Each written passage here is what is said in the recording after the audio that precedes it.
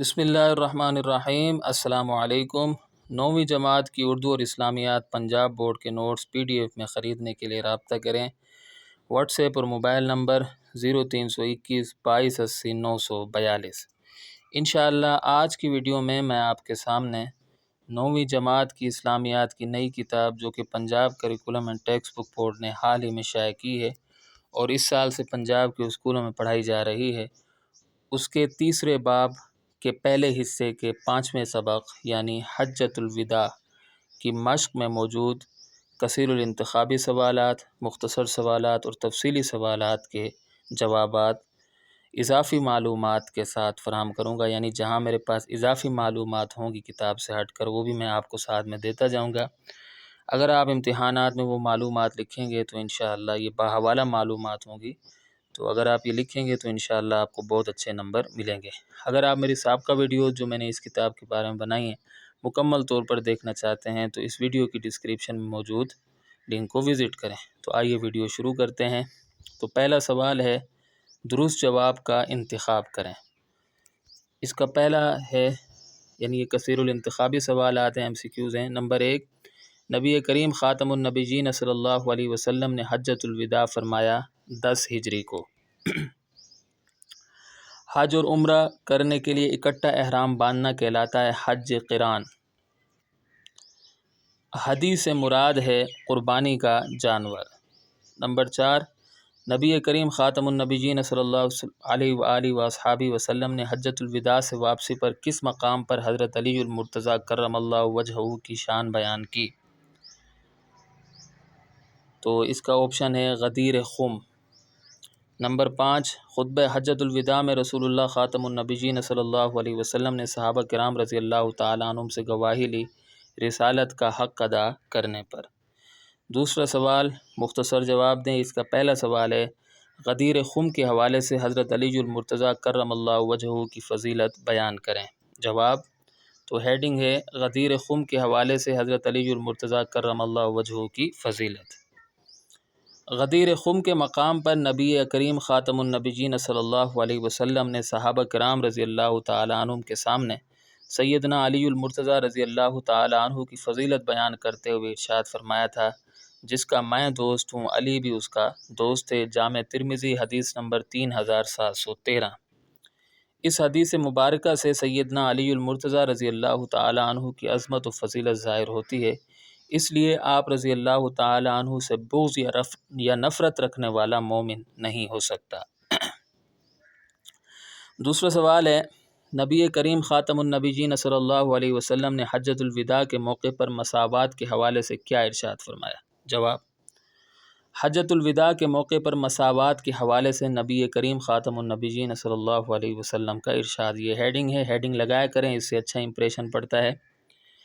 حجۃ الوداع کے موقع پر نبی کریم خاتم النبیین صلی اللہ علیہ وسلم نے مسلمانوں کو برابری کا درس، یہ 2 رے ہیں، 1 رے آئے گا، درس دیتے ہوئے ارشاد فرمایا، لوگو تمہارا رب ایک ہے اور تمہارا والد یعنی آدم علیہ السلام بھی ایک ہے۔ یاد رکھو کسی عربی کو کسی عجمی پر اور کسی عجمی کو کسی عربی پر، کسی سرخ کو کسی سیاہ پر اور کسی سیاہ کو کسی سرخ پر سوائے تقوی کے کسی اور وجہ سے فضیلت حاصل نہیں ہے۔ تو یہ حدیث مسند احمد کی 3000 حدیث نمبر ہے 23489۔ ایک اور جگہ ارشاد ہے کسی عربی کو عجمی پر اور کسی عجمی کو عربی پر، کسی کالے کو گورے پر اور کسی گورے کو کالے پر کوئی فضیلت حاصل نہیں ہے سوائے پرہیزگاری کے۔ تیسرا سوال ہے نبی کریم خاتم النبیین صلی اللہ علیہ وسلم نے ہدایت اور رہنمائی کے لیے کن 2 چیزوں کو مضبوطی سے پکڑنے کا حکم دیا؟ جواب خطبہ حجۃ الوداع کے موقع پر آپ خاتم النبیین صلی اللہ علیہ وسلم نے ارشاد فرمایا، میں تمہارے درمیان ایسی چیزیں چھوڑ کر جا رہا ہوں کہ اگر تم انہیں مضبوطی سے تھامے رکھو گے تو کبھی گمراہ نہیں ہوگے، وہ اللہ کی کتاب اور میری سنت ہے۔ اگر مسلمان حقیقی معنوں میں گمراہی سے بچنا چاہتے ہیں تو انہیں چاہیے کہ وہ قرآن مجید اور رسول اللہ خاتم النبیین صلی اللہ علیہ وسلم کی تعلیمات پر عمل کریں۔ اس کے بعد تفصیلی جواب دیں۔ اس میں ایک ہی سوال ہے حجۃ الوداع پر جامع نوٹ لکھیں۔ حجۃ الوداع ہیڈنگ ہے، اس کو سینٹر میں لکھیں، تھوڑا سا پرومیننٹ کر کے لکھیں، واضح کر کے لکھیں، مارکر سے لکھیں۔ رسول اللہ خاتم النبیین صلی اللہ علیہ وسلم نے دنیا سے پردہ فرمانے سے قبل حج ادا کیا تھا، اس کو حجۃ الوداع کہتے ہیں۔ حجۃ الوداع انتہائی اہمیت کا حامل ہے۔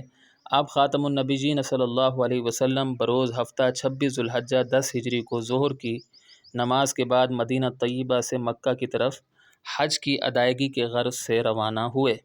ہر طرف سے مسلمان اکٹھے ہوئے اور رحمت عالم خاتم النبیین صلی اللہ علیہ وسلم کی معیت میں حج کے لیے چل پڑے۔ ایک ہفتے کے سفر کے بعد یہ مقدس قافلہ مکہ مکرمہ کے قریب پہنچا۔ ذی طوا کے مقام پر رات بسر کی۔ آپ خاتم النبیین صلی اللہ علیہ وسلم نے وہیں نماز فجر ادا کر کے غسل فرمایا، پھر مع امت مسجد حرام میں داخل ہوئے، بیت اللہ کا طواف فرمایا اور صفا مروہ کی سعی کی۔ 8 ذوالحجہ کو منا تشریف لے گئے، وہاں ظہر، عصر، مغرب، عشاء اور اگلے دن کی فجر تک کی نمازیں ادا فرمائیں۔ اگلے دن یعنی 9 ذوالحجہ کو عرفات تشریف لے گئے، وہاں قصوہ نام کی اونٹنی پر سوار ہو کر تاریخ ساز خطبہ ارشاد فرمایا، جس کی سنہری باتوں پر عمل کر کے آج بھی امت مسلمہ دنیا و آخرت میں سرخرو ہو سکتی ہے۔ خطبہ حجۃ الوداع کے اہم نکات: تم سب آدم کی اولاد ہو اور وہ مٹی سے بنے تھے، یعنی اپنی حقیقت پر غور کر کے عاجزی اختیار کرنی چاہیے۔ کسی عربی کو عجمی پر اور کسی عجمی کو عربی پر، کسی کالے کو گورے پر اور کسی گورے کو کالے پر کوئی فضیلت حاصل نہیں ہے سوائے پرہیزگاری کی، یعنی فضیلت کی بنیاد تقوی پر ہے، رنگ و نسل پر نہیں۔